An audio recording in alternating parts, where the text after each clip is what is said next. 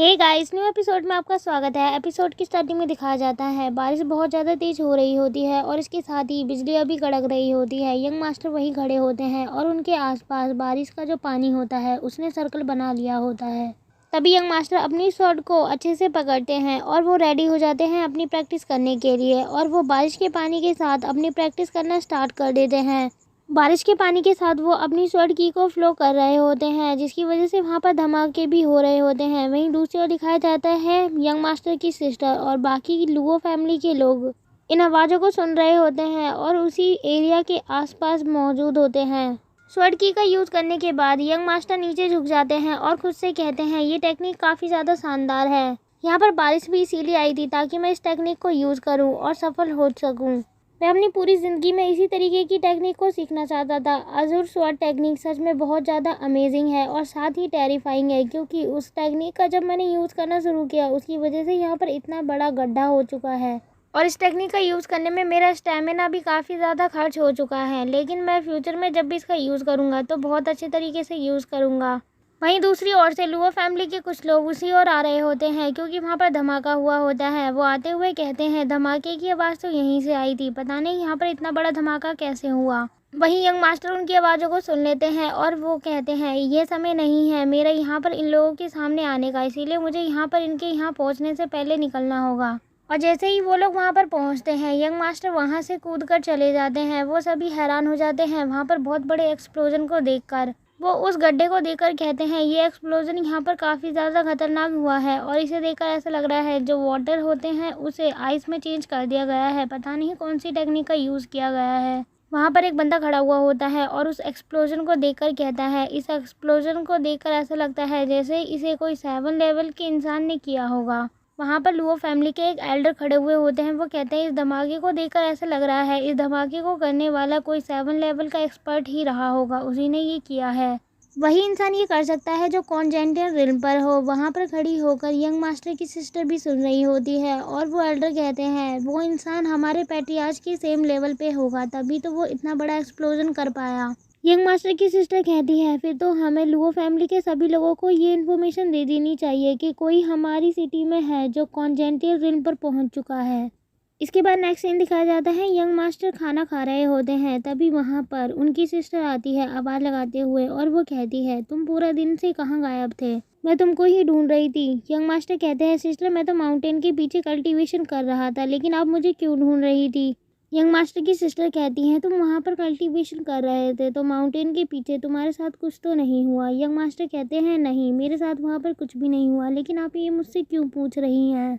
मैं और Luo family के कुछ मेंबर वहाँ पर गए थे, मेरे साथ एल्डर भी थे और एल्डर ने वहाँ पर जो धमाका हुआ था उसे देखकर बताया कि वहाँ पर किसी ने कल्टीवेशन किया था जो कॉन्जेंटल रिल्म पर था और वो इस रिल्म का एक्सपर्ट था। उसकी बात को सुनते ही यंग मास्टर अपने मन में कहते हैं क्या कहा आपने, वो कॉन्जेंटल रिल्म पे था।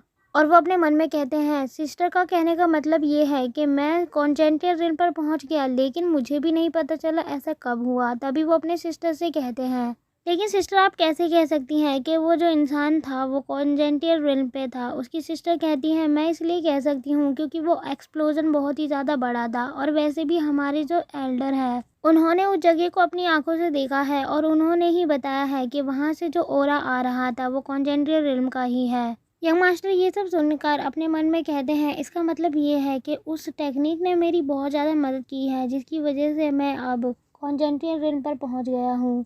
सच में ये टेक्निक बहुत ज़्यादा अच्छी है। अब मुझे वैसे भी हॉटियन रिल्म पर पहुंचना है, तो जिसके लिए मुझे धीरे धीरे मेहनत करनी होगी। और वो अपनी सिस्टर से कहता है सिस्टर ये बताओ ये सब जानने के बाद फैमिली ने क्या कहा। सिस्टर कहती है वैसे लुओ फैमिली ने अभी तक इसके ऊपर ज़्यादा विचार विमर्श नहीं किया है। तभी वो अचानक से एक्साइटेड हो जाती हैं और वो कहती हैं क्या 5 मार्च को तुम तैयार हो, हम लोगों को क्लाउड स्ट्रीम आइलैंड जाना है, लेकिन वहाँ पर जाकर हमें बहुत ज़्यादा मेहनत करनी होगी ताकि हम अपनी मार्शल आर्ट टेक्निक को और भी ज़्यादा अच्छी बना सकें। यंग मास्टर कहते हैं सिस्टर आप चिंता मत कीजिए, मैं कड़ी मेहनत करने के लिए तैयार हूँ। और यहीं से सीन शिफ्ट होता है। हमें ईस्ट सैंड क्रॉस को दिखाया जाता है। वहाँ पर शिप रखी हुई होती है और वहाँ पर हमारे यंग मास्टर उनकी सिस्टर अपने घोड़े पर सवार होकर पहुँच जाते हैं। वहाँ पर काफ़ी ज़्यादा भीड़ होती है और उस भीड़ को देखकर यंग मास्टर कहते हैं यहाँ पर तो सिस्टर बहुत ही ज़्यादा भीड़ है। उसकी सिस्टर कहती है यहाँ पर इसलिए भीड़ है क्योंकि लुओ फैमिली के कुछ ही लोग क्लाउड स्ट्रीम आइलैंड पर एंटर कर पाते हैं, जो 8 लेवल पर पहुंच चुके होते हैं, और जो नहीं कर पाते वो एवरी ईयर उन्हें भी मौका दिया जाता है एंटर करने के लिए। इसीलिए यहाँ पर इतनी ज़्यादा भीड़ लगी हुई है। यंग मास्टर कहते हैं, तो सिस्टर क्या हम जाएंगे या नहीं? उसकी सिस्टर कहती है, हाँ तुम जा सकते हो, तुम न्यू हो इसीलिए मैं बताऊंगी कि तुम्हें किस ग्रुप के साथ जाना है और हमारे साथ ही रहना तुम। इतना कहते ही वो यंग मास्टर को अपने साथ ले जाती हैं। वो लोग एक स्मॉल ग्रुप के पास पहुंचते हैं और वहाँ पर ब्रदर यू होते हैं। वो कहते हैं, बिंग यून तुम भी यहाँ पर आई हो, और यहाँ पर पहली बार 23rd ब्रदर यानी यंग मास्टर ये आए हुए हैं। चलो मैं यहाँ पर जितने भी लोग हैं उनसे इंट्रोड्यूस करा देता हूँ। तभी वहाँ पर एक बंदा होता है और वो यंग मास्टर से कहता है, चलो मैं तुम्हें खुद ही अपना इंट्रोडक्शन दे देता हूँ। मेरा नाम लुओ शिंग है और अगर तुम मुझे प्यार से कहना चाहते हो तो तुम ब्रदर शिंग भी कह सकते हो, और अगर नहीं कहना चाहते हो तो तुम्हें पता है मैं तुम्हारे साथ क्या कर सकता हूँ। तभी ब्रदर यू कहते हैं, अब तो तुम इनकी पर्सनैलिटी को देखकर समझ ही गए होंगे, ये हमारे ग्रुप के वाइस कैप्टन है। यंग मास्टर कहते हैं, ब्रदर सिंह आप बहुत ज़्यादा स्ट्रेट फॉरवर्ड हैं, इसीलिए मुझे आपकी बात का बुरा नहीं लगा, लेकिन मैं आपसे कहना चाहता हूँ अगर आप मेरे साथ फैमिलियर रहना चाहते हैं तो आप मुझे लिटिल ये भी कह सकते हैं। लुओ सिंह कहता है, ठीक है ब्रदर, मुझे ये कहने में बिल्कुल भी कोई दिक्कत नहीं है, वैसे भी ये मेरी पर्सनैलिटी को सूट करता है। हम सब क्लाउड स्ट्रीम आइलैंड पर पहुंचने वाले हैं और अगर तुम्हें वहां पर कोई परेशानी होगी तो मुझे तुम कह सकते हो। ब्रदर यू कहते हैं, ठीक है फिर हम सब जाने के लिए रेडी हो जाते हैं। वहीं दिखाया जाता है सभी लोगों की आंखें एक ही जगह टिकी होती है और सभी लोग देख रहे होते हैं। जिसे वो लोग देख रहे होते हैं वो लुओ यान होता है, जो कि वहाँ पर आया होता है। वो यंग मास्टर के 3rd अंकल का बेटा होता है और वो ग्रुप को लीड कर रहा होता है और वो लोगों से कहता है 5 ग्रुप के लोग एक शिप के अंदर जाएंगे और अपनी लोकेशन पर पहुंचने के बाद वो उतर जाएंगे। यंग मास्टर का जो ग्रुप होता है वो 3rd ग्रुप होता है, इसीलिए वो लोग एक शिप के अंदर जाते हैं और दिखाया जाता है अब वहाँ से शिप चलना स्टार्ट हो जाती है। यंग मास्टर शिप से बाहर देख रहे होते हैं, उनके पास उनकी सिस्टर आती है और वो सिस्टर को देखकर कहते हैं, सिस्टर आप मुझसे कुछ कहना चाहती हैं?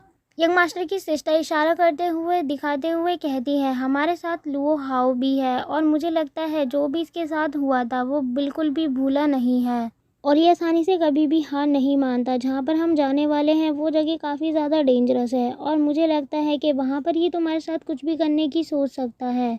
ये जब तक तुम्हें नहीं छोड़ेगा, जब तक ये तुमसे बदला नहीं ले लेता, इसीलिए तुम्हें वहाँ पर जाने के बाद अपना बहुत ज़्यादा ध्यान रखना होगा।